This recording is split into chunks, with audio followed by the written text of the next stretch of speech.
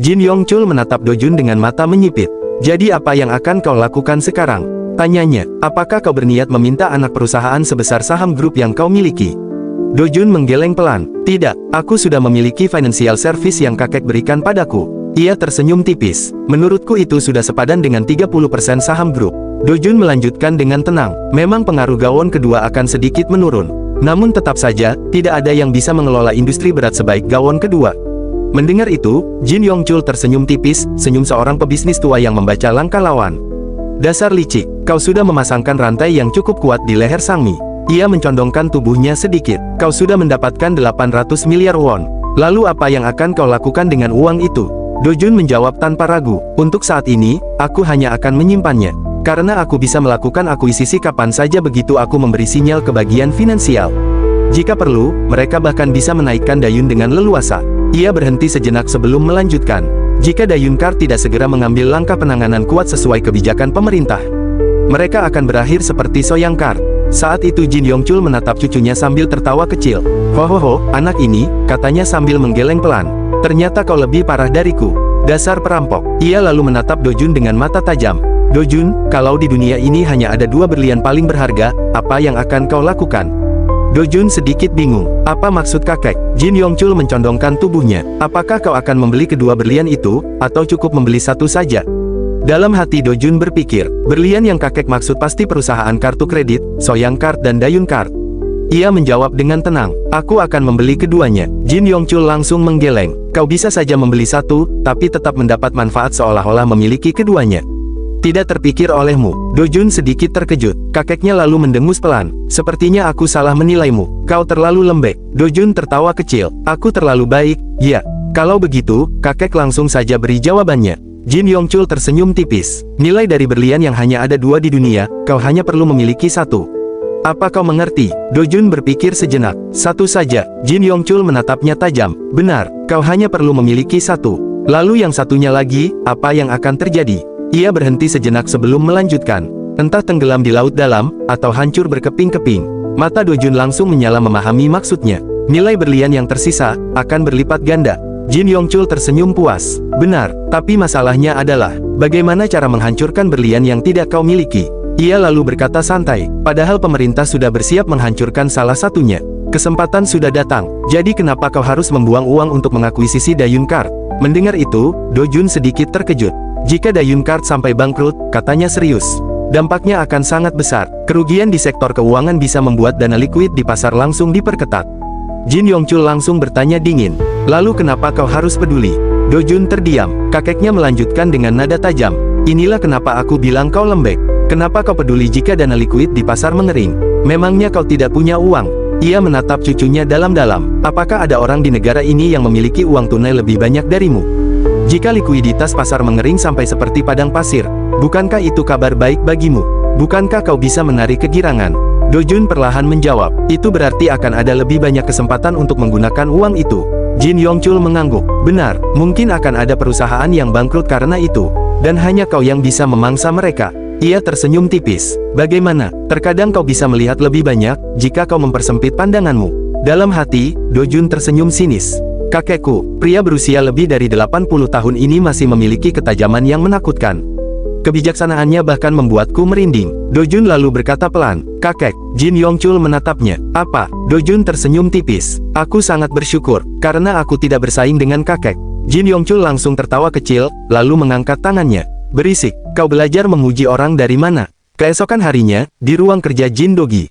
Ia berdiri di dekat meja sambil tersenyum tipis. Masuklah, Do Jun. Do Jun yang baru masuk segera menundukkan kepala. Maafkan aku, Paman. Jin Dogi mengangkat alis. Tidak apa-apa, tapi kenapa kau perlu meminta maaf? Dalam hati Do Jun bergumam. Seperti yang kuduga, meskipun dia berada di ambang kehancuran, dia tidak akan mengatakan sesuatu yang menjatuhkan harga dirinya. Dia pasti tidak akan meminta kembali uang yang sudah diberikannya. Do Jun lalu berkata dengan tenang. Seharusnya aku mengembalikan semuanya, kecuali sejumlah premi yang wajar. Tapi aku langsung menggunakan uang itu untuk melunasi utang jangka pendek dari asuransi jiwa, asuransi kebakaran, dan juga modal. Mereka kemudian duduk berhadapan di sofa. Do Jun melanjutkan, setelah modal asing benar-benar keluar, tidak ada lagi yang bisa kulakukan. Jin Dogi tersenyum santai. Baiklah, setidaknya paman senang uang itu bisa membantumu. kau pasti juga kerepotan menghentikan berbagai masalah. Kita keluarga, jadi wajar kalau kita saling membantu. Dojun menjawab sopan, terima kasih atas pengertian paman. Namun dalam hati ia bergumam, ini bukan ucapan yang pantas keluar dari pria yang dulu dengan dingin menolak adiknya meminjam uang, meskipun mereka keluarga. Beberapa saat kemudian Jin Dogi berkata lagi, paman memanggilmu ke sini karena struktur kepemilikan saham Soyang Group. Dojun mengernyit, saham grup, ya, aku sudah membicarakannya dengan paman keduamu. Kita sepakat keadaan ini tidak bisa dibiarkan. Ia menyilangkan tangan, pilar keluarga kita sedang digerogoti oleh cacing asing. Dojun bertanya tenang, maksud paman, Ceo Seyun. Ya, angka pastinya masih dihitung, tapi perkiraan kasar menunjukkan dia memiliki sekitar 23% saham. Jin Dogi mendengus. Apakah itu masuk akal? Dalam hati Dojun berpikir, masuk akal atau tidak bukan masalahnya. Lebih baik aku dengarkan dulu rencana mereka sampai selesai. Jin Dogi melanjutkan, jika dia punya niat lain, kita bisa berada dalam bahaya. Niat lain? Tanya Dojun. Jika Oh Seyun meminta rapat pemegang saham khusus, semua anak perusahaan Soyang wajib mengadakannya.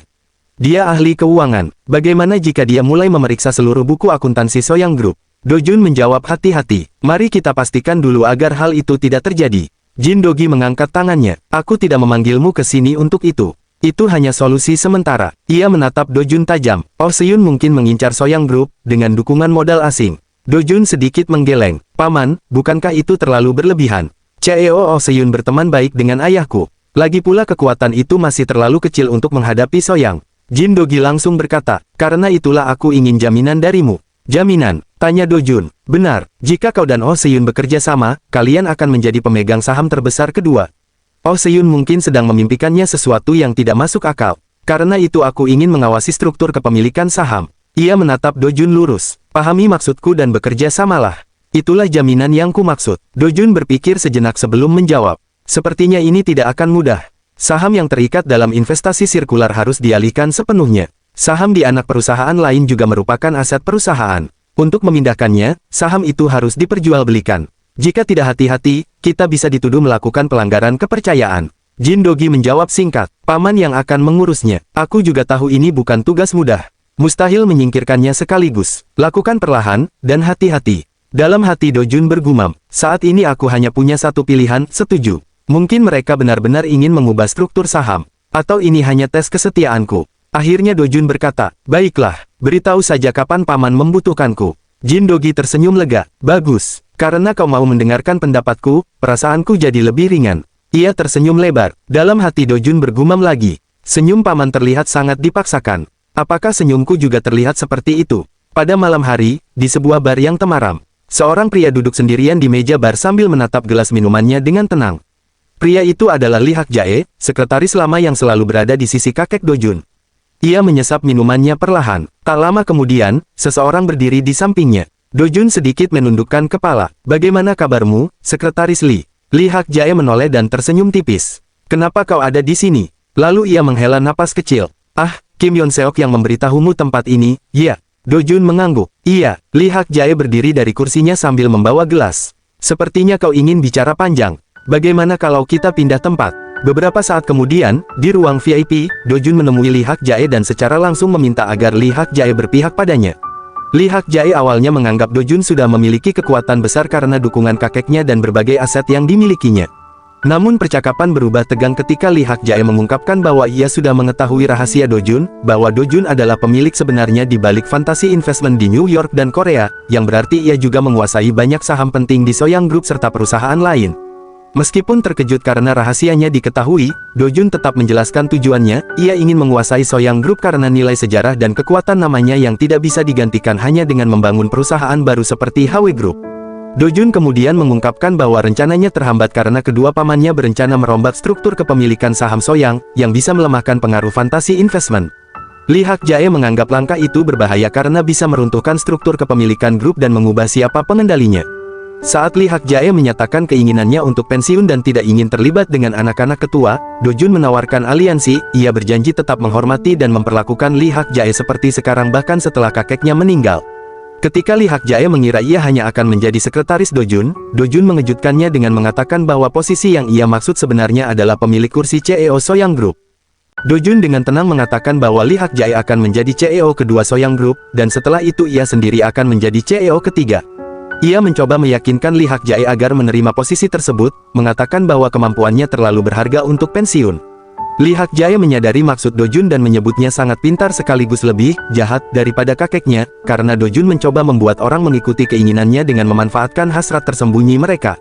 Saat Dojun bertanya apa yang sebenarnya ingin dilindungi oleh Li Hakjae, ia menjawab bahwa itu adalah kesetiaan kepada kakek Dojun, yang ingin mewariskan kekayaannya kepada keturunannya sendiri. Meski Li Hakjae mengaku puas dengan peran tersebut, Dojun mulai meragukan apakah itu benar-benar seluruh keinginannya, karena ia sendiri percaya bahwa setiap orang pasti memiliki hasrat tersembunyi di dalam hati mereka. Keesokan harinya, di kantor Fantasy Investment, Yewido, Oh Se-yun menatap Dojun dengan penasaran. Jadi dia tidak memberimu jawaban. Dojun menggeleng. Iya, sudah beberapa hari berlalu, tapi tidak ada kabar. Bahkan ketika aku bertemu dengannya di rumah kakek untuk menyapa beliau, dia pura-pura tidak melihatku. Oh Se-yun menghela napas.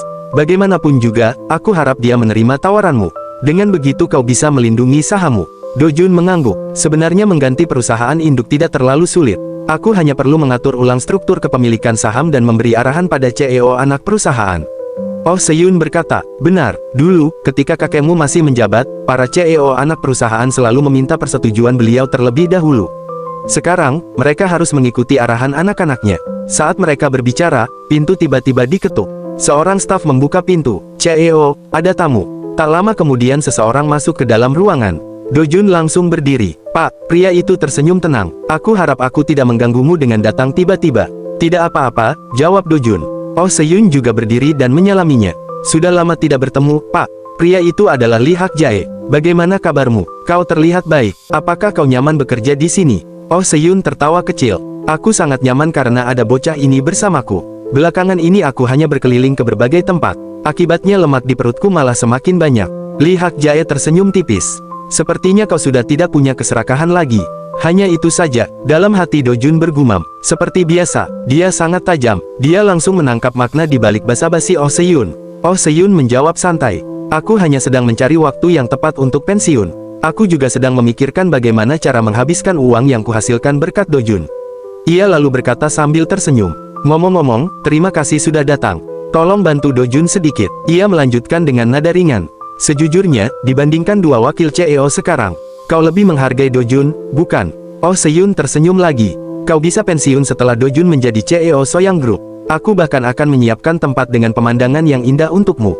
Kau tidak akan menyesalinya. Ia lalu menatap Li Hakjae dengan serius. Jika memikirkan masa depan Soyang, Dojun adalah pilihan terbaik. Dia sangat berbeda dari anak konglomerat lainnya. Dia bukan orang yang akan menggelapkan dana atau melakukan korupsi seperti para pejabat. Dia akan menjalankan Soyang dengan sistem manajemen profesional yang benar. Li Hakjae menatap Dojun sejenak, lalu berkata dengan nada datar. Bukankah dia tidak perlu melakukan korupsi? Dia sudah memiliki terlalu banyak uang. Oh Se-yun tersenyum tipis. Benar, bahkan jika kita hanya menghitung uang bersih yang tercatat dalam laporan pajak, kekayaannya sudah mencapai triliunan won. Ia mengangkat bahu santai. Bagi dia, uang korupsi hanyalah uang jajan. Mendengar itu, Li Hakjae terlihat terkejut. Dalam hati Dojun bergumam, melihat wajahnya yang terkejut. Meskipun dia mengetahui struktur Fantasy Investment, sepertinya dia tidak mengetahui total kekayaanku. Li Hakjae lalu menatap Dojun. Dojun, iya, jawab Dojun. Li Hakjae berkata tenang. Aku akan melindungi sahammu. Dalam hati Dojun langsung merasa lega. Bagus. Dengan begitu aku tidak perlu lagi dipusingkan oleh permainan kedua pamanku. Namun Li Hakjae melanjutkan ucapannya. Aku memiliki puluhan kotak berisi dokumen. Di dalamnya terdapat seluruh catatan pengelolaan saham hingga sekarang. Semua bukti ada di sana. Dalam hati Dojun terkejut. Bukti aktivitas ilegal. Li Hakjae melanjutkan dengan nada serius. Aku tidak akan mengganggumu ketika kau mencoba menggulingkan kedua pamanmu. Itu adalah bentuk kesetiaanku kepada kakekmu. Ia menatap Dojun. Namun dengan cara yang sama, aku juga akan mencegah kedua pamanmu menjatuhkanmu. Ia meneguk minumannya. Apakah itu cukup sebagai jawabanku? Dalam hati Dojun berpikir, hanya itu. Apakah dia tidak akan menjawab tentang tawaranku yang lain? Li Hakjae kemudian tersenyum tipis. Sudah kuduga aku harus berhati-hati saat minum alkohol. Sulit sekali bertanggung jawab atas kata-kata yang diucapkan ketika mabuk. Ia berdiri dari kursinya. Dojun bertanya, kau sudah mau pergi? Bagaimana kalau kita makan bersama dan berbicara sedikit lagi? Li Hakjae menoleh. Apa masih ada yang perlu dibicarakan? Ia menatap Dojun tajam. Ah, maksudmu tentang menjadikanku CEO Soyang Group? Dojun terdiam. Li Hakjae lalu berkata dengan santai. Kita bisa membicarakan itu ketika kau sudah memiliki kekuatan untuk benar-benar melakukannya. Ia melanjutkan sambil berjalan menuju pintu. Masih banyak jalan yang harus kau tempuh. Mencari jarum di tumpukan jerami adalah tindakan bodoh. Setelah berkata begitu, ia pun pergi meninggalkan ruangan. Dojun hanya terdiam. Dalam hatinya ia bergumam. Singkatnya, dia ingin mengatakan bahwa pikiranku bisa saja berubah ketika aku benar-benar memiliki kekuatan untuk menunjuk seseorang menjadi CEO Soyang Group. Beberapa saat setelah Lee Hak Jae pergi, ruangan kembali menjadi tenang. Oh Se-yun menatap Dojun. Jadi, jawaban seperti itu sudah cukup bagimu. Dojun mengangguk pelan. Untuk saat ini, itu sudah cukup. Oh Se-yun sedikit mengernyit. Sepertinya kau cukup puas. Dojun tersenyum tipis. Iya, setelah berbicara dengannya hari ini, aku menyadari sesuatu. Aku dan dia, ternyata cukup mirip. Ia berhenti sejenak sebelum melanjutkan. Dia juga sudah mengetahui bahwa aku adalah pemilik HW Group. Selain itu, dia juga tahu bahwa aku sebenarnya tidak terlalu tertarik mengurus manajemen HW secara langsung. Dojun bersandar di kursinya. Jika dia menjadi CEO Soyang, dia tetap bisa mengendalikan seluruh manajemennya. Pada akhirnya, itu tidak jauh berbeda dengan menguasai Soyang Group. Ia melanjutkan dengan tenang. Dia juga tahu satu hal lagi. Aku tidak pernah mencampuri para CEO anak perusahaan HW mengenai pendapatan atau target penjualan mereka. Oh, gumam Oh Se-yun. Dojun tersenyum kecil. Dia paham bahwa tidak ada kemungkinan dia akan diusir hanya karena tidak memenuhi target. Janji yang dibuat hanya dengan kata-kata tidak bisa dipercaya. Saat itu Oh Se-yun berkata sambil tersenyum tipis. Dojun, awalnya mimpiku sederhana. Aku ingin pensiun di usia 60 tahun. Ia menatap keluar jendela, lalu menghabiskan sisa hidupku dengan bermain golf dan menikmati makanan enak di sebuah resort di Asia Tenggara. Ia tertawa kecil. Aku juga ingin. Dalam hati Dojun bergumam. Jika boleh jujur, aku juga ingin memintamu tetap tinggal. Bahkan jika aku harus dirugikan dalam kesepakatan ini. Namun Dojun akhirnya berkata dengan tenang. Aku tidak akan membuat kesepakatan dengan menggunakan mimpi paman sebagai umpan. Oh Se-yun menatapnya sebentar. Dalam hati Dojun bergumam. Aku ingin bersikeras, tapi aku tidak boleh. Ia menarik napas pelan. Orang-orang di sekitarku tidak dilahirkan hanya untukku. Aku hanya datang sebentar dalam hidup mereka. Sementara mereka tetap menjalani kehidupan mereka sendiri. Ruangan itu kembali sunyi, seolah masing-masing dari mereka sedang memikirkan jalan hidupnya sendiri. Dojun menatap Oh Se-yun. Kalau begitu, kapan pengunduran dirimu akan diproses? Oh Se-yun menjawab dengan santai. Aku ingin menghabiskan malam Natal tahun ini di Marble House, kota Kinabalu. Ia tersenyum tipis. Aku akan menyelesaikan semuanya sebelum hari itu tiba. Dojun tersenyum, lalu menundukkan kepala sedikit. Baik, ia kemudian berbalik dan berjalan keluar dari ruangan. Dalam hati Dojun bergumam, seorang pengusaha yang bahkan lebih besar dari kakekku. Selama masa liburan, sebuah topan besar menerjang semenanjung Korea. Meskipun badai itu hanya berada di Laut Timur selama sekitar 6 jam, kekuatan alamnya begitu dahsyat sehingga manusia tidak mampu melawannya. Kerugian properti mencapai 4,78 triliun won, dan puluhan ribu orang terpaksa mengungsi. Ketika topan itu meninggalkan Korea Selatan, 130 orang kehilangan nyawa. Kantor HW Group. Di ruang rapat utama HW Group, para eksekutif berkumpul. Seorang direktur berbicara lebih dulu. Kami dari HW Construction telah menghentikan sementara semua proyek konstruksi yang sedang berjalan. Kami juga memerintahkan penyelidikan untuk menghitung jumlah kerusakan secara pasti dan menyiapkan langkah penanggulangannya. Seseorang bertanya, bagaimana dengan korban jiwa? Direktur itu menjawab, untungnya tidak ada korban jiwa di antara karyawan kami. Beberapa karyawan yang bekerja pada shift malam mengalami cedera, tetapi nyawa mereka tidak dalam bahaya. CEO yang memimpin rapat menghela napas lega. Pastikan para korban yang terluka tidak merasa terbebani. Berikan kompensasi yang cukup agar mereka bisa pulih dengan baik. Baik, CEO. CEO itu kemudian berdiri. Urus sisanya sendiri. Aku rasa aku tidak perlu memberi perintah detail kepada kalian. Ia menatap para eksekutif. Benar, bukan? Oh Se-yun yang juga berada di ruangan itu berkata. Kalau begitu, silakan CEO pergi lebih dulu. Saya akan mengurus hasil rapat ini dan melaporkannya kepada Anda. CEO itu tersenyum sambil berjalan keluar. Laporan untuk apa? Jangan lakukan hal yang tidak perlu. Fokus saja pada penanggulangan kerusakan. Setelah ia pergi, ruang rapat kembali sunyi. Dalam hati Dojun bergumam, semua jajaran eksekutif anak perusahaan sudah mengetahui tentang pengunduran diri CEO Chang Seng-yeon. Salah satu direktur lalu berkata, kerusakan fasilitas umum akibat topan ini pasti melampaui triliunan won. Pemerintah juga sedang menyiapkan anggaran darurat. Ia berhenti sejenak sebelum berkata, mungkin terdengar kejam, tapi ini adalah kesempatan besar bagi industri konstruksi seperti kita. Dalam hati Dojun berpikir, bukan hanya kita, semua perusahaan konstruksi di Korea pasti sedang melakukan diskusi yang sama. Untuk mendapatkan bagian dari dana triliunan won yang akan dikeluarkan pemerintah untuk pemulihan. Terutama setelah kemerosotan ekonomi akibat krisis kartu kredit. Ini adalah keuntungan tak terduga. Tiba-tiba Dojun berbicara dengan suara lantang. Mohon perhatian semuanya, bagaimana kalau kita mengubah sedikit arah kita? Semua orang menatapnya. Aku juga sadar bahwa kesempatan besar telah datang. Tapi ini tetap sebuah tragedi. Ia melanjutkan dengan tenang. Daripada menggunakan tragedi ini untuk menghasilkan uang, bagaimana jika kita menggunakan kesempatan ini untuk sesuatu yang lain? Oh Se-yun bertanya, sesuatu yang lain, apa maksudmu? Dojun menjawab, meningkatkan citra perusahaan kita. Oh, bagaimana caranya? Tanya Oh Se-yun. Dojun berkata, karena ini proyek konstruksi fasilitas umum, kita pasti akan ikut serta. Namun jika kita memenangkan tender, kita akan menghindari persaingan harga. Sebagai gantinya, kita menggunakan pendekatan yang berbeda. Ia melanjutkan, seluruh keuntungan dari proyek tersebut akan kita gunakan untuk membantu para pengungsi. Seorang direktur terkejut, maksudmu menyumbangkan seluruh keuntungan? Dojun menggeleng, donasi uang terlalu biasa, dan tidak cukup mencolok. Ia menatap semua orang, kita adalah perusahaan konstruksi, jadi mari kita membantu dengan membangun sesuatu.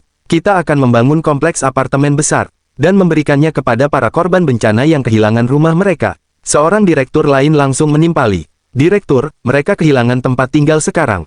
Kapan kita akan membangun apartemen itu dan membagikannya? Dalam hati Dojun bergumam, orang ini seharusnya dipecat. Kalau dia berpikir sedikit saja sebelum bertanya, dia tidak akan mengajukan pertanyaan seperti itu. Dojun menjawab dengan tenang, selama para pengungsi menunggu apartemen selesai dibangun, kita bisa membeli rumah sementara untuk mereka. Kita bukan penyebab tragedi ini. Jadi kita tidak perlu menyediakan ribuan rumah. Cukup sebanyak yang kita mampu. Seorang direktur lain berkata, ini kesempatan bagus untuk membeli properti non-komersial. Dalam hati Dojun tersenyum, orang ini harus dipromosikan. Dia langsung memahami maksud tersembunyi dari kata-kataku. Dojun kemudian berkata lagi dengan lantang, aku tidak mengatakan ini hanya untuk membeli properti non-komersial. Aku hanya ingin menunjukkan bahwa metode seperti itu bisa dilakukan. Ia memandang seluruh ruangan. Setidaknya HW Group tidak akan menggunakan bencana nasional sebagai sarana mencari keuntungan. Mari kita tunjukkan bahwa kita melakukan yang terbaik untuk pemulihan negara, pemerintah, dan rakyat. Ia mengakhiri ucapannya dengan tegas. Tunjukkan itu kepada semua orang. Ruangan rapat kembali hening. Para eksekutif mulai menyadari bahwa ini bukan sekadar strategi bisnis. Ini adalah langkah untuk membangun reputasi besar bagi HW Group. Setelah semua orang memahami rencana Dojun, ia kembali berbicara. Namun, ada satu hal yang tidak boleh kita lewatkan. Para eksekutif di ruang rapat langsung terdiam. Mereka menatap Dojun, menunggu kelanjutan ucapannya. Dojun melanjutkan dengan tenang, kita tetap harus mendapatkan keuntungan yang melampaui kerugian yang kita korbankan. Ia menatap satu persatu orang di ruangan itu. Dampak yang dihasilkan harus setara dengan keuntungan yang bisa mencapai ratusan miliar hingga triliunan won. Itulah inti dari rencana ini. Ia bersandar sedikit di kursinya. Selama tidak menimbulkan kerugian bagi perusahaan, silakan sampaikan semua ide yang kalian pikirkan. Mungkin ada sesuatu yang bisa memberi kita keuntungan yang lebih besar daripada uang langsung. Beberapa eksekutif mulai saling memandang. Diskusi pun mulai berlangsung. Saat itu Oh Se-yun berdiri dari kursinya. Tolong kabari saya jika kalian sudah mendapatkan hasil diskusinya. Setelah berkata begitu, ia berjalan keluar dari ruangan. Para eksekutif pun mulai berdiskusi dengan serius. Namun ketika Oh Se-yun dan Dojun hampir meninggalkan ruangan, seseorang tiba-tiba memanggil dari belakang. Direktur Dojun, mereka berdua menoleh. Pria itu berkata, sepertinya aku ingin meminjam sedikit idemu. Ia kemudian menambahkan, selain itu, CEO, apakah Anda punya waktu sebentar? Oh Se-yun tersenyum ringan. Bicaralah saja dengan dia. Ia menunjuk Dojun. Kamu bisa bertemu denganku kapan saja. Setelah mengatakan itu, Oh Se-yun pun pergi. Pria itu menatap punggungnya yang menjauh dan berkata dengan heran. Apa yang terjadi dengannya? Dojun menjawab singkat, ayo kita bicara di tempat lain. Beberapa saat kemudian, di sebuah ruangan yang lebih tenang, mereka berdua duduk berhadapan. Setelah berbincang sebentar, pria itu tiba-tiba terkejut. Apa? Pensiun? Ia menatap Dojun dengan wajah tidak percaya. Bukankah umur 50 tahun masih sangat muda untuk bekerja? Aku sendiri sudah lebih dari 60 tahun dan bahkan belum terpikir untuk pensiun. Ia menggelengkan kepala. Apakah dia masih waras? Kenapa dia ingin menyia-nyiakan otak sepintar itu? Dojun menjawab dengan tenang, mau bagaimana lagi, walaupun ini adalah pekerjaan impiannya. Dia tidak bisa terus bekerja di sini. Pria parubaya itu menghela napas panjang. Ini masalah besar. Ia menatap Dojun dengan serius. Presiden Song Yang Chang juga sudah mengumumkan kepada tim eksekutif bahwa beliau akan pensiun di akhir tahun ini. Ia menggeleng pelan, padahal kami semua berpikir bahwa Oh Se-yun akan menjadi pemimpin grup kita berikutnya.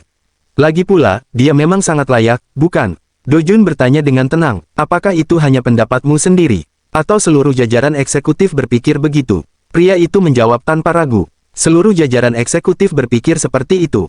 Bahkan kami menduga bahwa Presiden Song dan CEO Se-yun sudah lama membicarakan soal penerus kepemimpinan. Do-jun bertanya lagi, kalau begitu, bagaimana jika CEO Se-yun tidak bisa menjadi presiden berikutnya? Pria itu terkejut. Apa, penerus Presiden Song? Do-jun mengangguk. Ya, kalau kau mau. Pria parubaya itu langsung menggeleng. Aku tidak bisa. Do-jun berkata tenang, kau tidak perlu merendahkan diri. Namun pria itu menghela napas. Apakah kau mempercayai kebijaksanaan kakekmu? Yaitu Jin Yongchul. Tentu saja, jawab Do-jun. Dalam hati Do-jun bergumam, kenapa dia tiba-tiba membawa-bawa kakekku? Pria itu melanjutkan, beliau pernah mengatakan sesuatu kepadaku. Ia tersenyum tipis mengenang masa lalu. Aku adalah orang yang bisa menggali satu sumur dengan baik, tetapi tidak mampu mengendalikan seluruh sungai. Karena itulah beliau mengirimku ke perusahaan mobil dan tidak banyak ikut campur. Ia menatap Do-jun, posisi presiden terlalu besar untukku. Carilah orang lain. Dalam hati Do-jun berpikir, masalahnya, tidak ada orang lain. Pria itu kemudian berkata, baiklah, kita bicarakan soal itu lain waktu. Aku sebenarnya ingin membicarakan hal yang kau katakan di rapat tadi. Perusahaan mobil kami juga tidak bisa hanya diam, bukan? Benar, jawab Do-jun. Kalian harus menunjukkan citra yang berbeda dari Dayun Motors. Pria itu mengernyit. Bagaimana caranya? Do-jun menjelaskan. Pertama, hubungi semua pelanggan di wilayah Gangnam dan Gangwon yang membeli mobil Esquilino.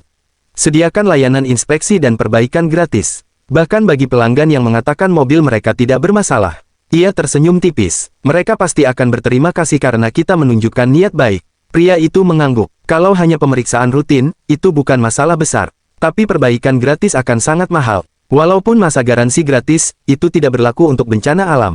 Do-jun berkata, aku juga memikirkan hal lain.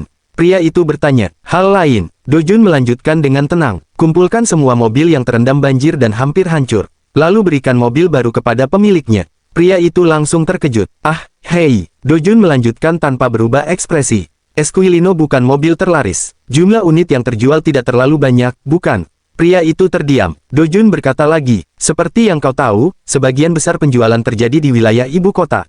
Unit yang terjual di daerah yang terkena bencana hanya beberapa saja. Pria itu langsung berdiri, berjalan ke meja kerjanya, lalu menekan tombol telepon. Bawakan data penjualan Esquilino per wilayah sekarang juga. Setelah itu ia menatap Do-jun. Baiklah, mari kita lakukan itu. Tapi sebelum itu kita harus mengeluarkan siaran pers. Jika media mendengar ini, pasti akan terjadi kehebohan. Namun Do-jun langsung menggeleng. Tidak, kita tidak boleh menjadi pihak yang memberi informasi ke media. Pria itu terkejut. Apa? Jangan bilang kau ingin kita melakukan semua ini secara diam-diam. Ya, jawab Do-jun. Lakukan saja tanpa diketahui. Pria itu mulai kesal. Itu tidak masuk akal. Kita bahkan menyediakan layanan perbaikan gratis. Perusahaan akan mengeluarkan miliaran won. Setidaknya kita harus mempromosikannya agar sepadan. Ia menatap Do-jun serius. Kau sendiri yang mengatakan kerugian perusahaan akan tertutupi oleh citra perusahaan yang baik. Jadi demi perusahaan kita harus memberitahukan ini kepada media. Do-jun tersenyum tipis. Kau salah paham. Perbuatan baik memang seharusnya diketahui semua orang. Pria itu duduk kembali di sofa. Kalau begitu kenapa aku tidak boleh memberitahu media? Do-jun tersenyum lebih lebar. Pak, perbuatan baik tidak perlu diumumkan. Tetapi harus diketahui. Pria itu terkejut. Apa maksudmu? Do-jun menjelaskan dengan tenang. Perbuatan baik kita tidak mungkin tidak diketahui. Media pasti akan memperhatikan kita. Jika kita sendiri yang mengirim informasi dan meminta diliput, apakah dampaknya akan besar? Ia melanjutkan, daripada menjadi berita biasa di televisi, lebih baik viral di internet. Itu akan memberi dampak yang jauh lebih besar bagi perusahaan. Pria itu terdiam sejenak, lalu perlahan tersenyum. Ia akhirnya mulai memahami maksud sebenarnya dari rencana Do-jun. Keesokan harinya, di ruang rapat Soyang Group, para eksekutif kembali berkumpul. Mereka membahas dampak besar topan yang baru saja melanda negara. Berbagai laporan kerugian disampaikan satu persatu. Di kursinya, Jin Do-jun hanya diam sambil mendengarkan. Dalam hati ia bergumam, hanya memikirkan premi asuransi yang harus dibayarkan saja sudah membuat kepalaku pusing. Soyang Insurance bertanggung jawab atas bencana alam. Topan, hujan lebat, banjir, angin kencang, gempa bumi, semua kerugian akibat itu harus diganti oleh perusahaan. Do-jun akhirnya berdiri dari kursinya. Saya permisi sebentar. Ia menatap para eksekutif di ruangan itu sebelum melanjutkan. Saya ingin mengatakan satu hal lagi. Ia berbicara dengan nada tegas. Jangan pernah menghemat uang asuransi yang seharusnya diberikan kepada korban bencana. Jangan sampai para korban harus mengajukan komplain karena perusahaan kita mencoba menghindari pembayaran. Beberapa eksekutif mengangguk. Baik, setelah itu Do-jun keluar dari ruang rapat. Di koridor gedung, Dojun berjalan bersama asistennya. Apa yang kukatakan di ruang rapat tadi bukan sekadar kata-kata kosong. Ia berkata dengan serius, beritahu mereka dengan jelas. Jangan sampai ada karyawan yang membuat alasan ini dan itu hanya untuk menolak pembayaran asuransi. Asistennya menjawab, baik, saya akan menyampaikannya dengan tegas. Dojun melanjutkan, dan satu hal lagi, buat donasi atas nama Soyang Finance. Asistennya langsung menjawab, saya sudah menyiapkannya, Pak. Telepon dari 3 stasiun TV dan beberapa perusahaan surat kabar sudah datang menanyakan soal liputan penggalangan dana bencana. Dalam hati Dojun berpikir, ini juga sebuah persaingan. Penggalangan dana bantuan bencana adalah ajang bagi media untuk menunjukkan kekuatan mereka. Jika kita membagi donasi secara merata kepada semua media, tidak akan ada yang komplain. Tapi bagi perusahaan, itu bukan pilihan yang baik. Uangnya akan tersebar terlalu kecil. Asisten itu lalu bertanya, tapi Pak, apakah kita hanya akan melakukannya atas nama Soyang Finance saja? Bukankah seharusnya kita juga berdonasi atas nama Soyang Group? Dojun menggeleng, lakukan dulu atas nama perusahaan keuangan. Jika menggunakan nama grup, seluruh donasi dari perusahaan kita akan terkumpul menjadi satu. Soyang Group akan terlalu menonjol. Kita harus menghindari itu. Asisten itu berkata pelan, saya yakin Jin Dogi akan sangat kesal. Dojun menjawab singkat, aku yang akan mengurusnya, lakukan saja seperti yang kukatakan. Baik, Pak. Asisten itu kemudian bertanya lagi, kalau begitu bagaimana dengan media? Dojun menjawab, lupakan media, serahkan saja donasi itu ke Markas Manajemen Bencana Nasional. Lebih baik satu organisasi besar daripada beberapa organisasi kecil. Baik, asisten itu lalu bertanya, berapa jumlah donasinya? Dojun menjawab santai, 5 miliar won sudah cukup, bukan? Asisten itu sedikit terkejut, itu sudah lebih dari cukup, Pak. Saya mengerti. Ia kemudian bertanya lagi, apakah ada instruksi lain? Dojun berpikir sejenak, kau mengenal wartawan yang bisa dipercaya. Seorang wartawan yang tidak menulis secara gegabah dan punya kemampuan menulis yang baik. Asisten itu menjawab, saya akan menanyakannya kepada tim promosi. Tapi untuk apa, Pak? Dojun menjawab dengan tenang, aku ingin memberikan donasi pribadi. Namun aku ingin prosesnya dilakukan secara anonim. Asisten itu sedikit terkejut. Jadi, Anda ingin membuat sebuah cerita yang menyentuh. Dojun tersenyum tipis. Benar, asisten itu bertanya lagi, kalau begitu, berapa jumlahnya? Dojun menjawab seolah itu hal kecil. 50 miliar won. Jumlah itu cukup untuk dijadikan artikel yang bagus, bukan? Asisten itu membelalakkan mata. Apa? 50 miliar? Ia hampir tidak percaya dengan angka yang baru saja didengarnya. Beberapa hari kemudian, di layar televisi, seorang pembawa berita membacakan laporan. Donatur anonim yang menyumbangkan 50 miliar won kepada Pusat Penanggulangan Bencana Nasional akhirnya terungkap. Orang tersebut adalah Jin Dojun dari Soyang Group. Penemuan ini langsung menarik perhatian publik. Jin Dojun telah lama dikenal sebagai ahli finansial jenius, bahkan sering dijuluki George Soros Korea. Donasi sebesar 50 miliar won ini merupakan yang terbesar sejauh ini, sekitar 10 kali lipat dari donasi perusahaan besar lainnya. Kelompok masyarakat sipil memuji tindakannya sebagai teladan kebajikan. Dalam wawancara singkat, ia mengatakan bahwa ia hanya melakukan apa yang perlu dilakukan dan tidak ada yang perlu dibanggakan. Pihak Soyang Group juga menyatakan bahwa ia merasa malu karena perbuatannya terungkap. Ruang pertemuan Soyang Group. Di sebuah ruangan, Dojun duduk bersama Oh Se-yun dan ayahnya. Oh Se-yun tertawa sinis. Malunya di mana? Kau yang mengatur siaran berita itu, dasar penipu. Ayah Dojun langsung menimpali. Hei, kenapa kamu menyalahkan anakku? Dia melakukan hal yang baik. Oh Se-yun menggeleng. Pak, jangan tertipu. Anda tidak tahu seperti apa sebenarnya putra Anda ini. Ayah Dojun tertawa puas. Tuan Jo Dae-ho sangat senang dengan berita ini. Efeknya bahkan lebih besar daripada iklan 2002 FIFA World Cup. Harga saham melonjak tajam. Dojun hanya tersenyum tipis. Membunuh 2 burung dengan 1 batu. Suatu tindakan tidak harus memiliki satu tujuan saja, bukan? Kita bisa mengenai 2 target dengan 1 lemparan. Oh Se-yun menatapnya tajam. Jujur saja, apa sebenarnya yang kalian incar? Dojun menjawab santai. Hanya mempersiapkan dasarnya. Ini baru bagian dari rencana jangka panjang. Oh Se-yun mengangkat tangannya. Nah, lihat, aku benar, kan? Semuanya berjalan sesuai rencana dia. Ayah Dojun hanya tersenyum. Aku tidak peduli apa tujuanmu, Dojun. Yang penting hasilnya bagus. Dojun mengangguk. Ya, ayahnya kemudian berkata dengan nada berbeda. Kalau begitu, mari kita bicara tentang pekerjaan. Dojun bingung. Pekerjaan apa? Dalam hati Dojun berpikir. Ayah berbicara dengan nada yang terlalu tenang. Ayahnya berkata, perusahaan memberiku misi besar. Misi apa? Tanya Dojun. Ayahnya sedikit terbata-bata. Aku tahu bagaimana kau membuat berita itu muncul. Seperti saat kau membuat cerita tentang generasi ketiga konglomerat. Orang lain muncul di berita karena skandal. Tapi kau muncul di berita bisnis. Sekarang bahkan halaman sosial juga penuh cerita tentangmu. Dojun langsung menyadari sesuatu. Ah, jangan bilang. Ayahnya tersenyum. Iya, lakukan wawancara. Perusahaan penyiaran kami akan memulai acara baru bernama Variety Show. Dojun langsung mengangkat tangan. Tidak, aku tidak bisa melakukan itu. Acara Variety Show, ayahnya cepat menjelaskan. Ini bukan sekadar acara hiburan. Ini gabungan hiburan dan informasi. Aku tidak memintamu untuk menjadi lucu. Anggap saja ini wawancara biasa. Oh Se-yun langsung menimpali sambil tertawa. Luar biasa, seseorang hidup nyaman karena memiliki putra yang hebat. Dia bahkan menolak wawancara di televisi besar. Tapi sekarang saluran kabel dengan rating terendah malah mendapat kesempatan eksklusif dengan Dojun. Ayah Dojun tersenyum bangga. Dia akan menjadi tamu pertama di siaran perdana. Produsernya bahkan berkata kalau ratingnya minimal 2%. Mungkin bahkan 5% karena dirimu. Ayolah, lakukan ini. Anggap saja kau melakukannya sekali saja untuk ayahmu. Dojun terlihat sangat tidak nyaman. Sementara Oh Se-yun hanya terkekeh melihat ekspresinya. Beberapa hari kemudian, sebuah studio televisi, lampu kamera sudah menyala, kru sibuk mempersiapkan syuting. Dojun duduk berhadapan dengan pembawa acara variety show. Wawancara pun dimulai. Dojun diwawancarai hingga beberapa jam. Setelah wawancara selesai, dalam sebuah pertemuan bisnis, Dojun bertemu dengan pamannya, Jo Tae-sik, yang sedang menghadapi kesulitan memulihkan perusahaannya karena krisis finansial dan kurangnya dukungan dana.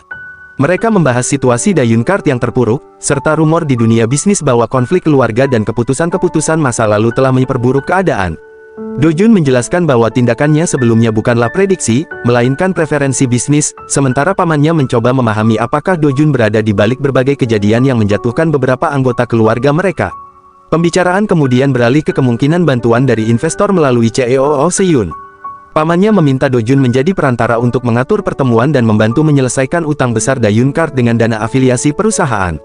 Dojun menyadari bahwa kondisi buruk perusahaan sebenarnya bisa menjadi peluang akuisisi yang menguntungkan di masa depan, namun ia juga curiga pamannya menyembunyikan sesuatu dan mungkin memiliki rencana lain di balik permintaan bantuan tersebut. Keesokan harinya, di gedung Soyang, salah satu bawahan Dojun mendekati mejanya dan menyerahkan sebuah laporan. Direktur, pembicaraan kepala sekretariat itu tampaknya hanya omong kosong. Dayun Kart bahkan tidak membutuhkan sampai 200 miliar won. Jadi tidak masuk akal jika mereka sampai membicarakan penjualan perusahaan. Dojun mengangkat pandangannya dari dokumen. Lalu bagaimana dengan dana yang mereka pinjam dari perusahaan afiliasi? Bawahannya menjawab, untuk itu kami belum mengetahui jumlah pastinya. Namun Presiden Jo Wang-sik juga memiliki perusahaan-perusahaan tersebut, jadi tidak ada alasan baginya untuk segera mengembalikan dana itu. Ia menambahkan, seperti yang disebutkan dalam laporan sebelumnya, pemerintah juga cenderung berpihak pada mereka. Jadi tidak ada tekanan dari pihak eksternal. Dalam hati Dojun bergumam. Dia jelas sedang merencanakan sesuatu yang tersembunyi. Bawahannya melanjutkan, dari luar tidak terlihat ada masalah apapun. Jadi jika mereka begitu bernafsu menjual perusahaan kartu itu, pasti ada masalah internal yang serius, atau mungkin ada skema lain di baliknya. Ia berhenti sejenak sebelum berkata dengan hati-hati. Sejujurnya, saya hanya berharap kita tidak ikut terseret ke dalam urusan ini. Dalam hati Dojun bergumam. Dia benar, aku tidak perlu bertindak gegabah hanya karena motif tersembunyinya. Aku harus berhenti bersikap serakah dan melihat perusahaan ini dari sudut pandang yang berbeda. Dojun kemudian memanggil, Wakil Direktur. Ya, Direktur, tolong susun strategi untuk menjatuhkan Dayun Kart. Wakil Direktur terkejut. Apa? Dojun melanjutkan dengan tenang. Kita akan merebut basis pelanggan utama mereka. Strateginya harus terang-terangan, sesuatu yang tidak bisa mereka abaikan. Wakil Direktur masih terlihat terkejut. Dojun berkata lagi, aku ingin melihat niat mereka yang sebenarnya. Jika mereka benar-benar baik-baik saja, mereka pasti sanggup menahannya. Namun jika mereka memiliki masalah, kebenarannya akan segera terungkap. Setelah itu, baru kita putuskan apakah akan mengakuisisi mereka atau tidak. Wakil Direktur akhirnya mengangguk pelan, lalu berkata sambil sedikit tersenyum. Baik, kita akan meluncurkan kartu baru dengan layanan setara Dayun Kart, atau bahkan lebih baik. Lalu kita balas dengan kampanye pemasaran besar-besaran. Dalam hati Dojun bergumam, aku akan mempersiapkan diri sepenuhnya menghadapi badai yang akan datang, sambil menunggu waktunya. Dan ketika yang lain tersapu oleh badai itu, hanya aku yang akan bertahan dan berkembang. Namun kemudian pikirannya berubah. Belakangan ini aku berubah, dari percaya diri, menjadi arogan. Aku harus keluar dari ilusi bahwa segala sesuatu di sekelilingku adalah milikku. Tidak perlu mengejar hal-hal yang tidak esensial. Aku tidak boleh kehilangan kemampuan untuk membedakan emas sejati dari sekadar batu, hanya karena keserakahan. Dan jika ada seseorang yang mencoba memanfaatkanku, akan kuhancurkan mereka sampai mereka tidak pernah berani memikirkan hal seperti itu lagi. Keesokan harinya, Do Jun bertemu dengan Presiden Jo Tae-sik dari keluarga Dayun yang mencoba bersikap ramah dan menanyakan kabar CEO Oh Se-yoon yang sedang cuti panjang karena kelelahan. Percakapan segera berubah tegang ketika mereka membahas rumor bahwa Soyang Kart akan menyerang Dayun Kart. Do Jun dengan tenang namun tajam menegaskan bahwa ini bukan urusan pribadi, melainkan persaingan bisnis, dan jika sebuah perusahaan sedang melemah, maka menyerangnya adalah hal wajar dalam dunia bisnis. Ketika Jo Tae-sik menyatakan siap menjual perusahaan dengan harga wajar agar konflik berhenti, Do Jun justru mengajukan syarat, tim audit dan akuntansi Fantasia harus memeriksa seluruh pembukuan terlebih dahulu sebelum memutuskan akuisisi. Ia menegaskan bahwa tanpa transparansi, tawaran penjualan terdengar mencurigakan. Do Jun juga menolak permintaan bantuan Jo Tae-sik, menegaskan bahwa hubungan paman dan keponakan hanyalah sebutan, sementara dalam bisnis mereka hanyalah pemangsa dan mangsa. Beberapa hari kemudian, situasi Dayun Kart semakin terdesak setelah Presiden Jo Wang-sik terpaksa menyuntikkan dana pribadi sebesar 1 triliun won, yang kemudian diikuti oleh tambahan dukungan darurat dari bank. Meski sebelumnya bersikap percaya diri dan menolak menjual perusahaan, tekanan kreditur akhirnya memaksanya membuka dana sendiri. Sementara itu, Do Jun melihat kekacauan ini sebagai peluang untuk memperluas perusahaan dengan langkah yang hati-hati dan penuh perhitungan. Keesokan harinya, di bandara, di depan gerbang keberangkatan, beberapa orang berdiri sambil berbincang ringan. Koper-koper besar berjajar di samping mereka. Oh Se-yoon menatap dua orang yang datang mengantarnya, lalu berkata dengan nada sedikit kesal. "Sudah, pulang saja kalian. Aku ini tidak pindah ke luar negeri. Kenapa sampai repot-repot datang ke bandara segala?" Ayah Do Jun melirik ke arah koper-koper besar di sampingnya, lalu tersenyum tipis. "Kalau memang begitu, kenapa barang bawaanmu seperti ini?" Katanya, "Kamu bilang hanya pergi 3 bulan, tapi koper yang kamu bawa lebih dari 3. Oh Se-yoon menghela napas panjang. "Itu bukan salahku," jawabnya. "Istriku yang mengemasi semuanya." Dia bilang sekalian saja menetap di sana. Di belakang ayahnya, Do Jun berdiri sambil tersenyum kecil, memperhatikan percakapan itu. Kemudian ia melangkah sedikit mendekat. "Begitu sampai di kota Kinabalu nanti," kata Do Jun dengan santai, "jangan lupa sempatkan diri untuk olahraga." Oh Se-yoon menoleh ke arahnya. Do Jun melanjutkan, "Tempat fitness di restoran itu aku yang membangunnya. Semua alatnya lengkap." Oh Se-yoon langsung mendecak pelan. "Sudahlah, berhenti cerewet," katanya sambil mengibaskan tangan. "Udara segar dan sinar matahari yang bagus saja sudah cukup membuat tubuh sehat tanpa harus olahraga segala." Oh Se-yoon tiba-tiba menyenggol bahu Do Jun sambil tersenyum. "Kalau kau tidak mengirimiku email sama sekali," katanya bercanda, "justru kesehatanku akan jauh tidak baik. Jadi jangan bikin aku khawatir dengan hal-hal yang tidak penting." "Mengerti." Do Jun tersenyum tipis. "Aku akan tetap mengirim laporan harian," jawabnya santai. Oh Se-yoon menatapnya dengan mata menyipit. "Kau sekarang makin berani, ya." Saat itu, Oh Se-yoon tiba-tiba teringat masa lalu. Bayangan Do Jun kecil muncul di kepalanya, anak yang dulu hanya bisa berdiri di belakang orang dewasa, lalu perlahan tumbuh menjadi pria muda yang berdiri sejajar dengannya sekarang. Begitu banyak kenangan berputar di kepalanya. Kenangan yang tidak mungkin ia lupakan. Di samping mereka, ayah Do Jun berkata, "Sudahlah, pergilah. Istrimu sudah menunggu." Oh Se-yoon langsung menunjuknya sambil mendengus. "Hei, sopan sedikit kalau memanggilnya begitu," katanya. "Dia itu istri kakakmu. Bagaimana bisa kau memanggilnya istrimu begitu saja?" Ia menepuk bahu ayah Do Jun. "Kau ini 2 tahun lebih muda dariku, dasar bocah." Ayah Do Jun tertawa kecil lalu mendorong punggungnya. Iya, sudah, pergi sana." Oh Se-yoon melambaikan tangannya sebelum berjalan menuju gerbang keberangkatan. Tak lama kemudian sosoknya menghilang di antara kerumunan penumpang. Setelah itu ayah Do Jun berkata, "Ayo kita pergi. Kau mau lanjut ke kantor, kan?" Do Jun menggeleng pelan. "Tidak, aku mau pulang ke rumah." Ayahnya menoleh. "Sudah lama aku tidak makan masakan ibu," lanjut Do Jun. "Aku juga akan menelepon kakak Sang Jun. Kita makan bersama saja hari ini. Sekalian kumpul keluarga dengan tenang." Ayahnya tersenyum tipis. "Wah, akhirnya kau mulai dewasa juga, ya?" Ia menatap Do Jun dengan nada menggoda. "Atau karena melihat Oh Se-yoon pergi membuatmu tiba-tiba ingin jadi anak yang berbakti?" Tiba-tiba ponsel ayah Do Jun berdering. Ia melihat layar ponselnya dengan wajah heran. "Hah? Kenapa dia menelepon?" Do Jun bertanya. "Siapa, ayah?" "Direktur rumah sakit," jawab ayahnya. "Sepertinya ada VIP yang baru masuk." Ia segera mengangkat telepon. "Ya, direktur, saya yang berbicara." Beberapa detik kemudian ia berkata lagi, "Ah iya, siapa?" Lalu tiba-tiba wajahnya berubah pucat. "Apa?" Ponsel di tangannya jatuh ke lantai. Tubuhnya terhuyung. 2 pengawal yang berdiri di dekatnya langsung sigap menahannya. Do Jun segera mengambil ponsel yang terjatuh. "Direktur, ini Jin Do Jun," katanya cepat. "Apa yang sebenarnya terjadi?" Di seberang sana terdengar suara gugup. "Ah, Do Jun, ya." Dalam hati Do Jun bergumam. Kenapa suaranya gemetar seperti itu? "Jangan-jangan," Do Jun berkata dengan tenang. Ayah terlalu terkejut sampai tidak bisa berbicara. Apa ini soal kakek? Ah, bukan, jawab direktur itu buru-buru. Ini soal yang lain, direktur, bentak Do Jun. Akhirnya pria itu berkata, presiden perusahaan, jatuh pingsan. Do Jun terdiam, untungnya kepala sekretariat Lee sedang bersamanya, lanjut direktur itu. Dia langsung membawa beliau ke rumah sakit. Tapi sekretaris Lee Hak Jae memerintahkan agar kejadian ini dirahasiakan. Katanya tidak boleh memberitahu siapapun. Ia berhenti sejenak sebelum melanjutkan. Tapi menurut saya ketua yayasan tetap harus diberitahu, jadi saya menghubungi ayahmu.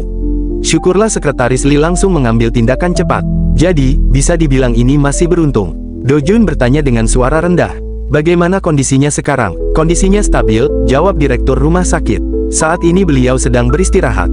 Do Jun mengepalkan tangannya. Aku belum bisa merasa tenang. Di usia kakek sekarang, kejadian seperti ini mungkin hanya bisa terjadi sekali. Kalau sampai terulang lagi, yang berikutnya bisa jadi yang terakhir. Do Jun kembali berbicara di telepon. Aku mengerti, direktur. Pastikan tidak ada informasi yang bocor dari rumah sakit. Terima kasih sudah menghubungi ayah. Direktur itu menjawab, tidak perlu berterima kasih. Saya hanya melakukan apa yang seharusnya saya lakukan. Telepon pun ditutup. Do Jun segera menoleh kepada para pengawal yang berdiri di dekatnya. Kalian segera pergi ke Seoyoung Hospital, katanya tegas. Secepat mungkin, aku yang akan menjaga ayah di sini. Jadi kalian pergi duluan. Baik, kami mengerti, jawab mereka. Para pengawal itu segera bergegas pergi. Setelah suasana kembali sunyi, Do Jun membantu ayahnya duduk di bangku ruang tunggu. Dengan suara pelan ia bertanya, ayah, tidak apa-apa. Ayah Do Jun menarik napas panjang, lalu berkata pelan, iya, ayah baik-baik saja. Tapi bagaimana dengan kakekmu? Apa dia baik-baik saja? Do Jun mengangguk. Iya, kata direktur rumah sakit, kakek sedang beristirahat sekarang. Jadi ayah tidak perlu terlalu khawatir. Ayahnya menghela napas lega. Syukurlah. Ia lalu berdiri. Ayo kita pergi juga. Beberapa saat kemudian, mereka tiba di Soyang Hospital. Ayah Do Jun langsung menghampiri seorang dokter yang sedang menunggu di lorong rumah sakit. Di mana ayahku? Tanyanya dengan wajah tegang. Apakah dia dirawat di bangsal khusus? Dokter itu mengangguk. Benar, namun untuk saat ini kunjungan mungkin akan sulit. Beliau sedang tertidur lelap, jadi Anda harus menunggu sebentar. Ayah Do Jun bertanya lagi. Apakah kepala sekretariat Lee masih ada di rumah sakit? Dokter menjawab, beliau baru saja pergi. Sepertinya sudah kembali ke perusahaan. Ayah Do Jun mengerutkan kening. Kalau begitu, saat dia sadar nanti, apakah dia bisa langsung dipulangkan? Dokter terdiam sesaat sebelum menjawab dengan hati-hati. Beliau masih harus dirawat untuk sementara waktu. Ia menatap mereka dengan serius. Justru kemungkinan untuk dipulangkan dalam waktu dekat cukup kecil. Ayah Do Jun langsung terkejut. Apa maksudmu? Apakah kondisinya kritis? Dokter itu menjelaskan, ini penyakit cerebrovaskular. Aliran darah ke otaknya sempat terganggu. Ayah Do Jun langsung bertanya, maksudmu, stroke? Dokter mengangguk. Benar, kondisi ini terjadi karena fungsi jantung beliau telah menurun cukup signifikan. Ia melanjutkan dengan nada profesional. Mengingat usia Pak Presdir, ini merupakan konsekuensi alami dari proses penuaan. Do Jun yang sejak tadi diam akhirnya bertanya, kalau begitu, kenapa pemulangan akan sulit? Dokter menjawab dengan serius, karena tidak ada yang bisa menjamin hasilnya akan tetap baik jika kejadian seperti ini terulang lagi. Penanganan stroke harus dilakukan dalam waktu 3 jam sejak pasien pingsan. Ia melanjutkan, setelah itu, golden time akan menyusut dengan sangat cepat. Dan kejadian seperti ini bisa terjadi lebih sering, serta jauh lebih cepat dibandingkan sebelumnya. Dokter menundukkan kepala sedikit. Saya menyesal harus mengatakan ini, tapi ini adalah proses alami dari penuaan. Ayah Do Jun bertanya dengan suara berat. Kalau begitu, berapa lama kondisi ini akan terus terjadi? Dokter menggeleng pelan. Saya tidak bisa memberi perkiraan waktu yang pasti. Jika hal ini terjadi lagi, tidak ada seorang pun yang bisa menjanjikan apapun. Satu-satunya hal yang bisa kami lakukan adalah memberikan penanganan terbaik. Mohon Anda memahaminya. Do Jun terdiam. Dalam hatinya ia bergumam, kematian kakek, sudah tidak bisa ditunda lagi. Ini terasa begitu berat, tapi aku harus menerimanya. Ia menahan napas dalam-dalam, berusaha menekan emosi yang mulai naik ke dadanya. Beberapa saat kemudian, seorang pria berjalan mendekat. Itu adalah Lee Hak Jae, kepala sekretariat Jin Yong Chol. Ia menatap mereka lalu berkata, sejak kapan kalian datang ke sini?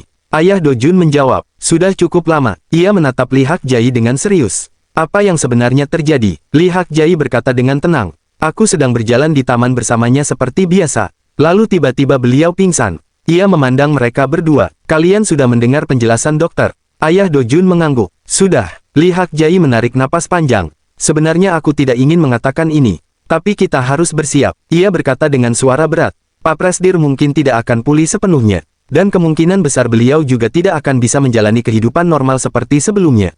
Ayah Dojun menutup mata sejenak. Ya, aku mengerti. Aku sudah siap. Namun kemudian ia bertanya, tapi kepala sekretaris Li Hak Jai menoleh. Iya, Ayah Dojun berkata, kenapa kamu memerintahkan agar kejadian ini dirahasiakan? Aku sebenarnya ingin segera memberitahu saudara-saudaraku. Tapi untuk sementara aku menundanya. Li Hak Jai menjawab dengan tenang. Itu adalah perintah dari Pak Presdir sendiri. Ia tersenyum tipis. Beliau selalu berkata, aku tidak akan pergi ke dunia sana begitu saja. Bahkan kalau malaikat maut datang menjemput, beliau bilang akan mengusirnya sekali saja lalu bangun kembali. Li Hak Jai melanjutkan, beliau bersikeras ingin menyelesaikan semuanya dengan tangannya sendiri, sebelum bertemu sang pencabut nyawa. Dalam hati Dojun bergumam, bagi orang yang sudah melewati usia 80 tahun, bahkan terpeleset ringan di lantai licin pun bisa merenggut nyawanya. Menggantungkan segalanya pada peluang pemulihan yang samar seperti itu adalah tindakan yang sangat ceroboh. Li Hak Jai kembali berkata, percayalah pada Pak Presdir, aku mengenalnya lebih baik daripada siapapun. Beliau berkata masih ada urusan yang harus diselesaikan. Jadi beliau tidak akan meninggal sebelum semuanya selesai. Ayah Dojun terdiam sejenak sebelum berkata, meski begitu, aku tetap harus memberitahu saudara-saudaraku. Ayah kami terkena stroke, aku tidak bisa menyembunyikan hal sebesar ini. Li Hak Jai mengangkat satu tangannya perlahan. Untuk sekarang, mari kita tunggu dulu. Bukankah dokter mengatakan kondisinya stabil? Beliau pasti akan segera sadar. Ketika itu terjadi, kita bisa menerima perintah langsung darinya. Setelah itu baru kita menghubungi mereka. Ia menatap Ayah Dojun dengan serius. Jika nanti mereka marah atau menyalahkan siapapun, biarkan aku yang menanggung semuanya. Mendengar itu, Ayah Dojun hanya terdiam. Lorong rumah sakit kembali sunyi. Malam itu, di dalam mobil yang melaju perlahan di jalanan kota, Dojun menatap keluar jendela. Lampu-lampu jalan berkilauan samar di kaca mobil. Di dalam hatinya ia bergumam. Saat fajar menyingsing tadi, kakek akhirnya sadar. Namun orang pertama yang kakek cari hanyalah kepala sekretaris Li Hak Jai. Meskipun kakek tahu bahwa ayah dan aku berada di sana, dia tetap tidak mau menemui kami. Mobil berjalan dalam keheningan beberapa saat. Tiba-tiba Dojun memecah suasana. Ayah, apa ayah baik-baik saja? Ayahnya menoleh sedikit. Dojun. Iya, jawab Dojun. Ayahnya menarik napas panjang sebelum berkata pelan. Saat ayah menerima telepon bahwa kakekmu pingsan, ayah pikir semua kenangan itu sudah benar-benar terhapus. Tapi ternyata tidak. Dojun bertanya dengan tenang. Kenangan yang mana? Ayahnya menatap lurus ke depan. 10 tahun masa muda ayah. 10 tahun ketika kakekmu kecewa pada ayah. Ia berhenti sejenak, dan 10 tahun yang ayah habiskan, untuk menyimpan rasa benci terhadapnya. Dojun terdiam. Ayahnya melanjutkan dengan suara lebih pelan. Memang benar hubungan ayah dan kakekmu mulai membaik dalam 10 tahun terakhir. Kami bahkan punya banyak kenangan yang indah. Tapi entah kenapa, ia tersenyum pahit. Yang sering ayah ingat justru hanya hal-hal yang membuat ayah merasa bersalah.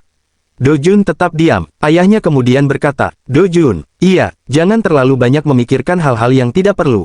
Ia menoleh padanya. Cukup jalankan peranmu sebagai cucu bungsu keluarga Chaebol yang menawan. Lupakan semua pembicaraan rumit tentang warisan dan saham. Bersikaplah seperti seorang anak, seperti yang seharusnya. Ayahnya menambahkan dengan suara lembut. Ayah mengandalkanmu. Dojun tersenyum tipis. Baiklah, aku akan melakukan yang terbaik, agar kakek setidaknya memiliki satu kenangan bahagia lagi. Ayahnya mengangguk pelan. Terima kasih. Beberapa saat kemudian, setibanya Dojun di apartemennya, ia menunggu sendirian di ruang tamu sambil memikirkan kapan ia bisa menemui kakeknya setelah seharian berlalu. Tiba-tiba ponselnya berdering. Kepala sekretaris Li menelepon dan menyampaikan bahwa presiden direktur memanggil Dojun. Ia diminta datang sendirian, secara diam-diam, tanpa memberitahu siapapun termasuk ayahnya, dan masuk melalui terowongan parkir bangsal khusus.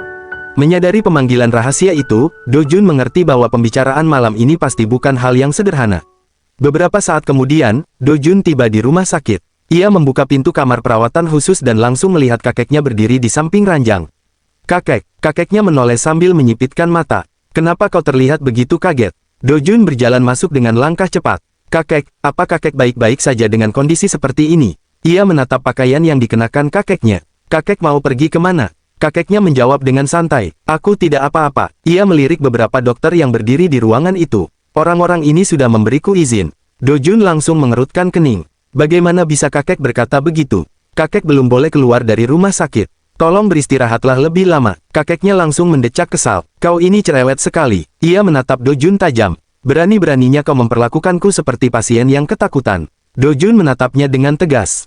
Kakek, namun kakeknya malah meninggikan suara. Sudah tidak ada waktu lagi. Apakah kau tidak mau ikut? Dojun langsung terdiam. Beberapa detik kemudian ia mendekat dan memegang tangan kakeknya. Kalau tempat tujuan kita bukan tempat yang bagus, aku akan langsung memutar balik mobilnya. Kakeknya tersenyum tipis. Aku sudah lama menunda untuk datang ke tempat itu. Ia menatap Dojun. Aku yakin tempat itu akan sesuai dengan seleramu. Malam itu mereka pun pergi ke sebuah tempat. Dojun dan kakeknya pulang dari rumah sakit dengan mobil. Kakeknya mengatakan mobil yang mereka gunakan adalah model baru yang ia coba, namun merasa kemungkinan besar ia tidak akan punya kesempatan lagi untuk memakainya sehingga menyarankan Dojun yang memilikinya. Dojun menolak dengan halus dan mencoba menghibur kakeknya agar tetap menikmati hidup. Kakeknya menyadari bahwa cucunya hanya berusaha menghiburnya, tetapi ia sudah menerima kematiannya dengan tenang. Meski begitu, ia mengatakan ingin memanfaatkan setiap momen yang tersisa untuk melihat cucunya, yang membuat hati Dojun terasa sangat sedih. Di tengah perjalanan, kakeknya mulai menyinggung urusan bisnis dan menanyakan kabar tentang akuisisi Dayunkar. Dojun menjelaskan bahwa ia membatalkan rencana tersebut karena menemukan skandal besar dan jebakan dari pihak Dayunkar. Namun ia tidak benar-benar menyerah, melainkan mengubah strategi dengan berencana menghadapi mereka secara terbuka dan merebut pelanggan utama mereka. Sepanjang perjalanan, Dojun terus menceritakan berbagai urusan perusahaan, dan melihat kakeknya tersenyum puas mendengarnya membuat hatinya sedikit lebih lega. Tiba-tiba di tengah perjalanan, kakeknya berkata, "Hentikan mobil sebentar." Sopir langsung menjawab, "Baik, Presdir." Mobil pun berhenti di pinggir jalan yang sepi. Kakeknya menunjuk ke arah luar jendela. "Apa kau masih ingat tempat di sana itu?" Dojun menatap ke arah yang ditunjuk. "Iya, aku ingat." Dalam hati ia bergumam, itu adalah tempat di mana asisten Kim Yun Seok membelokkan mobilnya untuk melindungi kami. Tempat di mana aku dan kakek hampir saja menyeberang ke dunia lain. Kakeknya berkata kepada sopir, "Turunlah dari mobil sebentar. Kau sudah bekerja keras menyetir sejauh ini. Pergilah merenggangkan badan dan merokok sebentar sambil beristirahat." Sopir itu menunduk hormat. "Terima kasih, Presdir. Saya akan menunggu di luar." Ia pun keluar dari mobil dan menutup pintu dengan pelan. Beberapa saat suasana menjadi sunyi. Lalu kakeknya berkata pelan, "Sudah cukup lama sejak kecelakaan di sana terjadi, bukan?" Dojun mengangguk. "Iya." Ia menatap tempat itu dengan tatapan dalam. "Kalau hari ini kita tidak datang ke sini, mungkin aku sudah benar-benar melupakannya." Dojun menarik napas pelan. "Tiba-tiba saja aku merasa sangat berterima kasih kepada asisten Kim." Tiba-tiba kakeknya berkata dengan suara serius. Dojun menoleh. "Ya, kakek." Kakeknya menatap ke arah tempat kecelakaan itu terjadi. "Pernahkah kau merasa ada sesuatu yang janggal tentang kecelakaan itu?" Dojun langsung terdiam. Dalam hatinya ia bergumam, "Apa yang harus kukatakan? Haruskah aku mengaku bahwa rasa penasaranku membuatku menyelidiki semuanya, dan aku sudah mengetahui sebagian kebenarannya?" Beberapa detik kemudian Dojun menjawab dengan tenang, "Itu hanya kecelakaan. Bukankah semuanya terjadi karena kelalaian pengemudi truk?" Kakeknya menoleh perlahan. "Apakah kau benar-benar mempercayainya?" Dojun menjawab tanpa ragu, "Iya." Namun dalam hatinya ia berkata, "Melihat kondisi kakek sekarang, aku tidak tega mengatakan bahwa aku mencurigai keluarga kita sendiri." Kakeknya tiba-tiba tersenyum tipis. "Sekarang kau sudah bisa berbohong tanpa ragu, ya?" Ia tertawa kecil. "Kau sudah menjadi penipu profesional." Tawa kecil itu perlahan berubah menjadi tawa yang lebih keras. Dojun menatapnya dengan khawatir. "Kakek," ia berkata dengan pelan, "jika ada sesuatu yang terlalu sulit untuk dibicarakan, kakek tidak perlu memaksakan diri. Simpan saja baik-baik di dalam hati." Dojun menatap ke arah jalan yang gelap. "Bukankah aku sudah bilang tadi, jika hari ini kita tidak datang ke tempat ini, aku mungkin tidak akan mengingat apapun. Aku sudah melupakan semuanya." Namun tiba-tiba kakeknya menggenggam tangan Dojun dengan kuat. "Maafkan aku." Suaranya berat. "Semua ini terjadi karena aku. Ini adalah kesalahanku." Dojun terkejut. Kenapa tiba-tiba kakek berkata seperti itu? Kakeknya menundukkan kepala. "Seandainya saja aku lebih memperhatikan nenekmu, semua itu tidak akan pernah terjadi." Ia melanjutkan dengan suara yang lebih pelan. "Kami hidup seperti orang asing selama bertahun-tahun, hingga perempuan tua itu akhirnya mencurahkan seluruh perhatiannya kepada putranya, bukan kepadaku." Dojun terdiam. Dalam hatinya ia bergumam dengan kaget. Jadi, semua ini adalah ulah nenek. Ia hampir tidak sanggup mempercayai apa yang baru saja didengarnya. Dalam hati Dojun bergumam, "Lebih mudah bagiku untuk percaya bahwa salah satu pamanku, atau bahkan mereka semua bersama-sama, yang merencanakan kecelakaan itu. Namun gagasan bahwa seorang nenek mencoba mencelakai cucunya sendiri, terlalu kejam untuk bisa aku terima." Melihat Dojun yang terdiam lama, kakeknya kembali berbicara.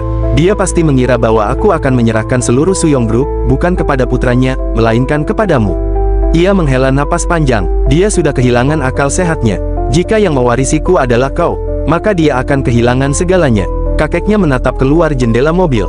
Suaminya, warisannya, bahkan putranya. Karena itulah dia mencoba menghentikan semuanya sebelum benar-benar terjadi. Ia melanjutkan dengan suara yang lebih pelan. Dia membenci ibumu, karena merasa putranya telah direbut darinya. Dojun terdiam, kakeknya menundukkan kepala. Aku pernah merasakan hal yang sama. Meski alasannya berbeda, aku kecewa pada ayahmu, karena dia gagal memenuhi ekspektasiku. Ia menghela napas berat, dan kemarahan itu, justru kulimpahkan kepada ibumu yang tidak bersalah. Beberapa saat mobil kembali sunyi. Lalu Dojun berkata pelan, kemarin ayah mengatakan sesuatu kepadaku. Kakeknya menoleh. Apa? Ketika kakek tidak sadarkan diri di rumah sakit. Dojun melanjutkan, ayah berkata bahwa dia merasa sangat menyesal. Menyesal telah menyimpan kebencian terhadap kakek selama bertahun-tahun di masa mudanya. Mendengar itu, kakeknya terkejut. Ayahmu, benar-benar mengatakan itu? Iya, jawab Dojun. Tiba-tiba wajah kakeknya yang selama ini keras dan tegas berubah. Air matanya tidak bisa lagi ditahan. Butiran air mata perlahan mengalir di pipinya. Namun ia segera mengusapnya dengan tenang, seolah tidak terjadi apa-apa. Lalu ia berkata dengan suara ringan, orang-orang bilang, semakin tua seseorang, semakin mudah ia menitikkan air mata. Ia tersenyum kecil, sepertinya itu benar bagiku. Dojun menggenggam tangan kakeknya. Itu kabar yang melegakan untuk didengar. Jadi kakek tidak perlu mengatakan apapun lagi. Namun kakeknya menggeleng. Tidak, masih banyak yang harus kukatakan. Ia menatap Dojun dengan serius. Nenekmu mungkin akan membencimu sepanjang sisa hidupnya. Hanya kematianmu, yang mungkin bisa meredakan kebencian itu. Dojun terdiam. Kakeknya melanjutkan, dan alasan kebenciannya terhadapmu, adalah aku. Ia menggenggam tangan Dojun lebih erat. Jadi demi aku, tolong perlakukan nenekmu dengan baik.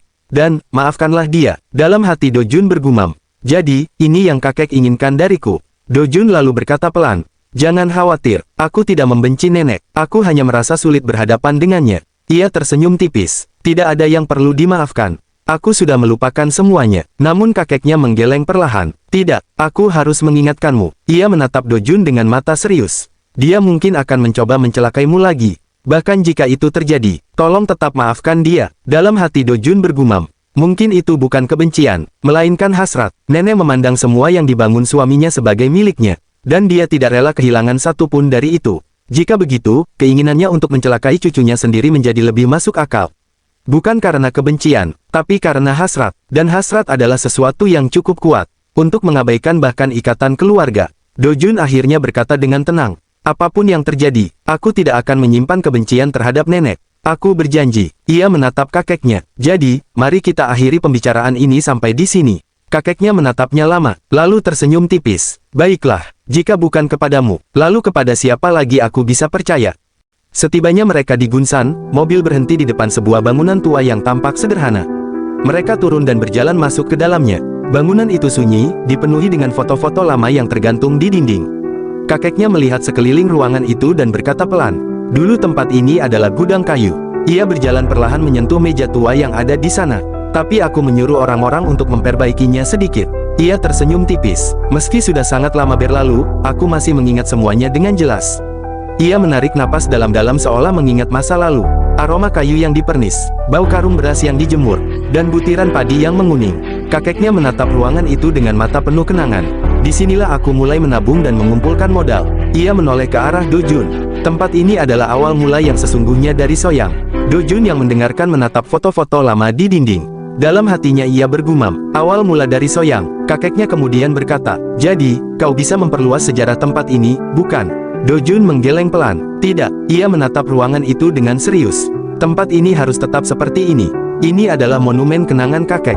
Kakeknya mengangkat alisnya. Kenapa? Apakah kau tidak yakin bisa mengembangkannya? Dojun tersenyum tipis. Seorang anak akan tumbuh hingga menjadi dewasa. Tapi ketika seseorang sudah dewasa, dia tidak akan bertambah tinggi atau besar lagi.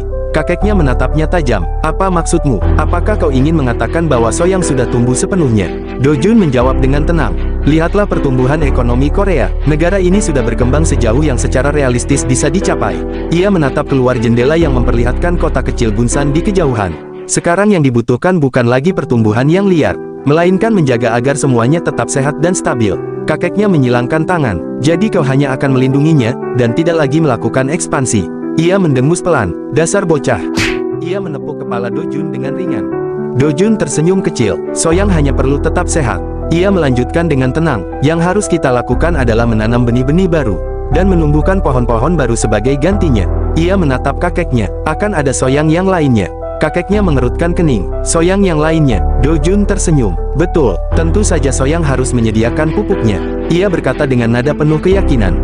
Dalam bentuk modal, dan dukungan yang diperlukan untuk menumbuhkan soyang-soyang baru itu. Tiba-tiba kakeknya kembali menepuk kepala Dojun. Kenapa kau mau memakai uang Soyang? Katanya dengan nada sedikit kesal. Gunakan saja uangmu sendiri, kau punya lebih dari cukup. Dojun tertawa kecil, mereka pun tertawa bersama. Kakeknya lalu melangkah maju dan berkata, ayo kita makan semangkuk sup hangat. Aku lapar. Dojun langsung bertanya dengan khawatir. Kakek tidak lelah, sebaiknya kakek beristirahat dulu. Namun kakeknya menggeleng, aku sudah tidur seharian kemarin. Aku tidak lelah. Ia tersenyum tipis. Ayo, aku tahu tempat yang menyajikan sup darah sapi yang sangat enak di sekitar sini. Saat itu ia menoleh kepada para bawahannya. Aku bisa berjalan sendiri. Kalian pasti juga lapar. Ayo kita pergi makan bersama. Akan kutraktir kalian semangkuk sup hangat. Beberapa saat kemudian mereka sudah berada di sebuah warung sup kecil. Setelah selesai makan, kakeknya meletakkan sendoknya dengan puas. Ah, itu enak sekali. Dojun tersenyum. Kalau begitu sekarang kita sebaiknya kembali. Perjalanannya cukup panjang. Ia berpikir sejenak lalu berkata, bagaimana kalau kita mampir ke pemandian air panas untuk beristirahat? Namun kakeknya menggeleng. Masih belum selesai. Dojun menatapnya. Belum selesai. Kakeknya tersenyum samar. Ada seseorang yang ingin kuperkenalkan kepadamu. Mobil kembali melaju menembus malam. Tak lama kemudian mereka tiba di sebuah desa kecil yang sunyi. Kakeknya turun dari mobil dan langsung berteriak ke arah rumah di balik pagar. Woi, kenapa kau tidak membukakan pintu begitu melihat kakakmu datang? Di balik pagar, seseorang hanya berdiri diam menatapnya. Aigo, pagi-pagi buta sudah ribut seperti ini. Ia menggeleng sambil berjalan menuju gerbang. Nanti semua tetangga bisa terbangun. Pria tua itu membuka pintu pagar. Kakak sudah makan. Perlu aku siapkan sarapan. Kakek Dojun menjabat tangannya. Aku sudah makan sup. Siapkan saja makan siang nanti. Pria tua itu menghela napas. Kenapa kakak tidak memberi kabar dulu kalau mau datang? Kalau memang mau ke rumah kami, kenapa malah makan di luar? Saat itu seorang wanita parubaya membuka pintu rumah. Oh, Pak Presiden, sudah lama sekali tidak bertemu. Ia membungkuk sedikit. Ada keperluan apa sampai datang kemari? Mohon tunggu sebentar, saya akan segera menyiapkan sarapan. Pria tua itu langsung berkata, tidak perlu, mereka sudah makan. Siapkan saja hidangan untuk kita berdua dan buatkan teh.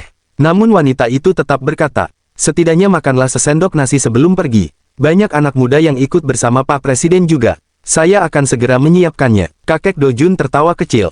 Istrimu tidak berubah sama sekali. Pria tua itu mendecak. Jangan mulai lagi. Dia sudah tidak pernah mendengarkanku. Dia selalu melakukan apa yang dia mau. Ia menunjuk ke arah rumah. Ayo masuk. Anginnya dingin. Kemudian pria tua itu menatap Dojun yang berdiri di belakang. Dan ini siapa? Cucumu. Kakek Dojun, Jin Yongchul, menjawab. Betul, ini cucuku yang paling bungsu. Dojun. Ia menoleh. Ayo, beri salam. Dojun segera maju. Ia membungkuk hormat hingga bersujud. Nama saya Jin Dojun. Salam, Tuan Kakek. Pria tua berambut putih itu memperhatikannya dengan seksama. Anak yang sangat sopan. Ia tertawa kecil. Kau yakin dia benar-benar cucumu? Jin Yongchul langsung mendengus kesal.